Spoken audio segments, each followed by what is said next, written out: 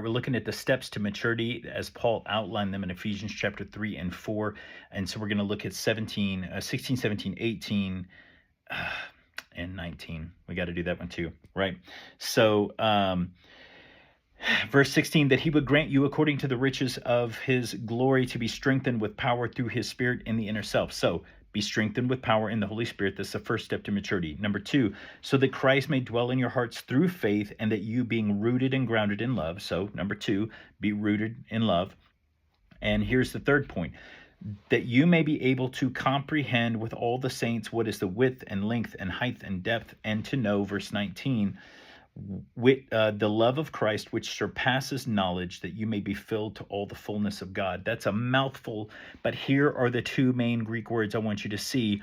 Comprehend is the Greek word katalambano, and that means that you take eagerly, you possess, you attain, you perceive, that you may be able to perceive, comprehend, to take, grasp, possess with all the saints what is the width and basically what is the measure of Christ's love towards us, and that you would know, that's the Greek word gnosko, which means to know experientially, that you would experience personally the love of Christ, which surpasses knowledge.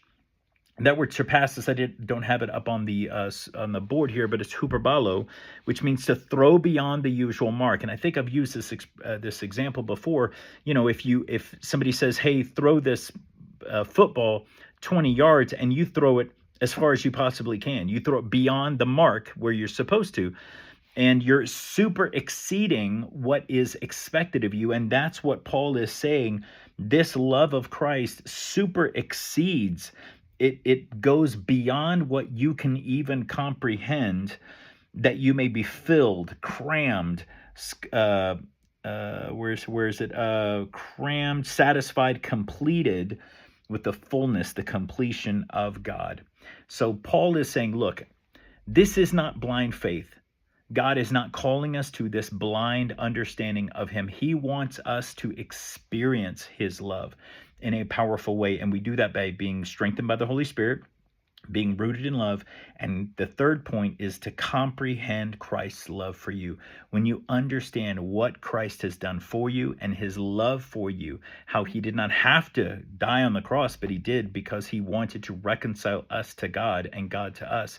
And he loved us. And so I encourage you to understand the love of Christ that will go beyond anything that you can comprehend. And that will lead into verse 20 and 21 as we conclude Ephesians chapter 3.